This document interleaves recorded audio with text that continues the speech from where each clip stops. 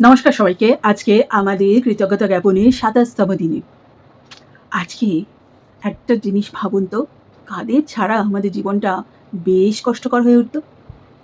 হ্যাঁ, এমন কেউ আছে আমাদের জীবনে, যারা আমাদের জীবনকে অনেক বেশি সময় বাঁচিয়ে দিয়েছে, অনেক বেশি সহজ করে তুলেছে, আমাদের জীবনকে অনেক বেশি সাবলীল করে তুলেছে। তারা কিন্তু নীরবে কাজ করে যায়। হ্যাঁ, আমি তাদের কথা বলছি, যাদেরকে আমরা প্রায়শই ভুলে যাই।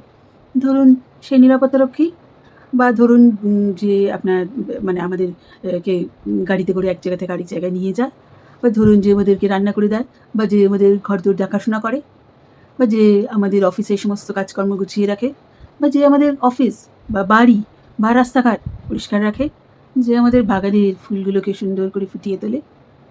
এরকম সব কটা মানুষ যাদেরকে আমরা প্রায়শই অবহেলা করে থাকি, তারা কিন্তু আমাদের জীবনটাকে অনেক বেশি সহজ, অনেক বেশি সাবলীল করে তুলেছে, আমাদের অনেক সময় বাঁচিয়ে দিচ্ছে।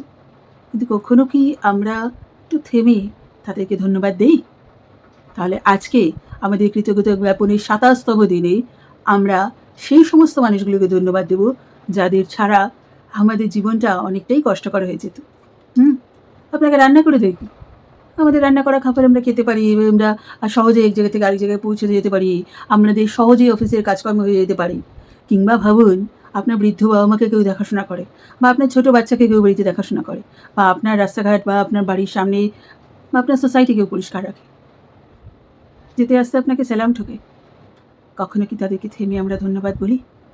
চলুন আজকে আমাদের ধন্যবাদ জ্ঞাপনের ২৭তম দিনে আমরা তাদের উদ্দেশ্যে ৩০টা ধন্যবাদ জ্ঞাপনের বাক্য লিখি।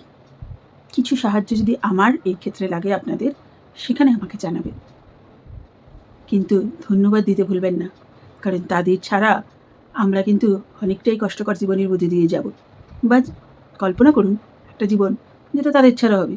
এমন একটা দিনও যদি আমাদের পুরো তারা সবাই কাজকর্ম করে বন্ধ করে দেয়, আমরা তো নাভিশ্বাস ফেলব।